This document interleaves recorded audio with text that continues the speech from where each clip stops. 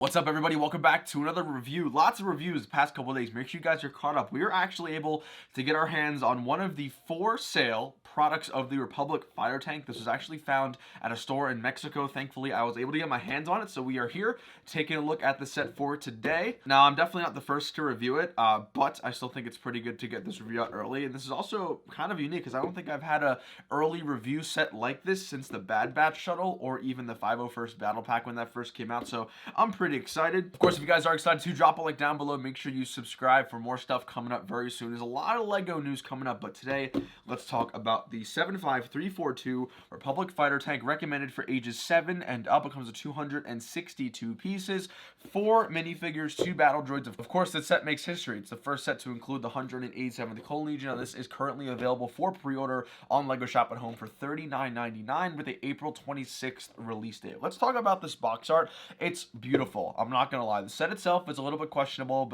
but the box art is fantastic. Lego's continuing the greebling along the top corner and also matching the color of Geonosis with the terrain and the stripe, which looks really, really good. You have, of course, the fighter tank, all the troopers, and the Geonosis and dirt. Now, on the back here, you do have some more images of the play features, the functions of the set, including the missile launchers, the wheels on the bottom, and, of course, the main cockpit area, as well as a little main compartment for the body. So let's go ahead and jump on into the most exciting part of the set for me, and that is the minifigures. So like I said, there are 6 of them, 4 of which are completely brand new. Now, this set does make history. It's the first set ever to have the 187th Legion of Clone Troopers, i.e. the Purple Clones, i.e. Mace Windu's Clone Legion. So first off, let's actually start with Mace Windu. A gorgeous, gorgeous minifigure. What stand out, obviously, here is the Clone Wars armor arm printing. He does have the Republic insignia logo on the bottom part of his arm, which is really, really cool. He also just does look amazing. I believe that everything else, the torso and the legs, are pretty much the same ones from the Republic gunship. Obviously, there's no, like, Geonosian dirt on it, but other than that, it looks really cool. This is the first set to have arm printing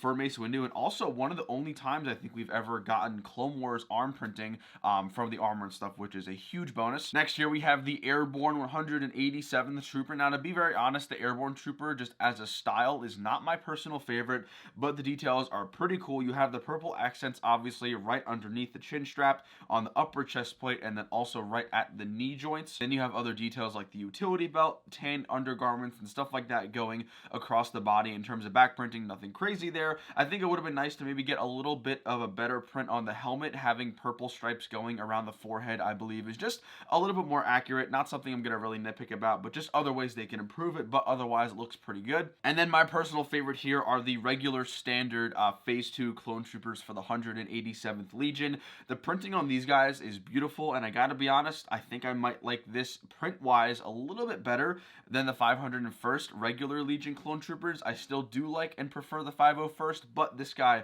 looks absolutely amazing. You got a ton of purple, including on the utility belt, the upper chest plate, lots of purple on the front fin of the phase 2 clone helmet. You also have it on the bottom chin piece, as well as on the feet printing and the knee as well. And then also, if this wasn't clear, all of the clone troopers do come with the standard clone head that we've been getting pretty much since 2020. So those are it for the clone troopers, and there are 2 of them. And then the last 2 minifigures here are the regular battle droids. Nothing crazy to say about them. It's nice that we get more battle droids to add to our battle droid collection, but nothing crazy to say. They're battle droids. They do the job done. I would love to see Lego eventually incorporate some sort of working knee joints, but looks like we're gonna have to continue waiting. So now let's go ahead and talk about the Republic Fighter Tank build itself. Now, first off, in terms of size, in terms of scale, I actually am a pretty big fan of it. I think it scales pretty regularly to the minifigures, which is always a good thing. It's not oversized like the really old one, like the Jumbo Fighter Tank. So again, in terms of size, in terms of scale, I think it looks pretty good. Now, I do have 2 major complaints with the Republic Fighter Tank. Number 1 is the gap on the front piece. Now, this is actually, I believe,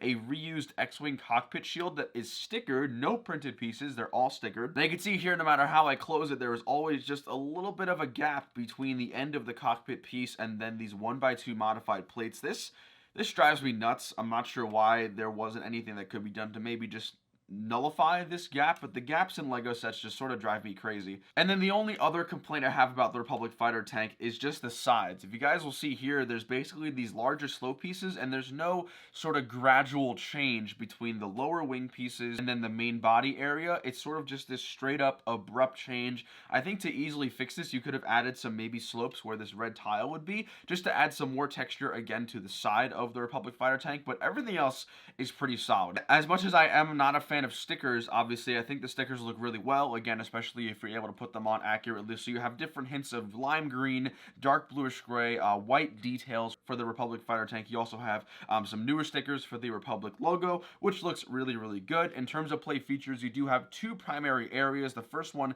is going to be the hatch for the cockpit. It just opens up like so. You can put a minifigure in there. There is a 1x2 printed tile for the control panel, and then right behind it you do have the opening drawback door towards the back end of the Republic fighter tank. It leads to nothing. There's nothing in there, but it is just another way you can sort of play with the tank, which is pretty cool. And then the last one here, you do have the twin primary blasters here on either side. They're connected on some 4x4 round bricks. They do swivel up and down, and on either side there are the missile launchers right there with some pretty cool details, including a 2x3 sticker on the sides here and some 1x2 grill pieces. And then also, just to give you guys a quick look, here's actually how the fighter tank looks compared to the A18. Now, if you're asking me how Lego sort of took the older version of the A18 and went to this one in 2020, and how Lego sort of made the new one for the fighter tank here in 2022, I feel like there's a very similar overall degradation of just quality. I think the previous versions of both of these are better. However, I do believe the minifigure lineup is really, really good in this set, and I think it's going to be a big selling point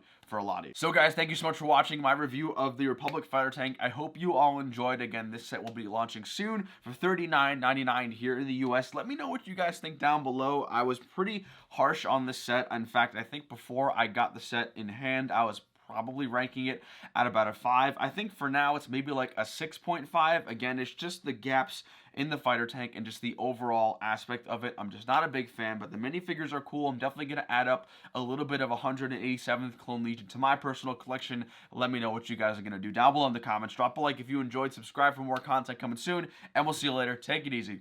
Peace.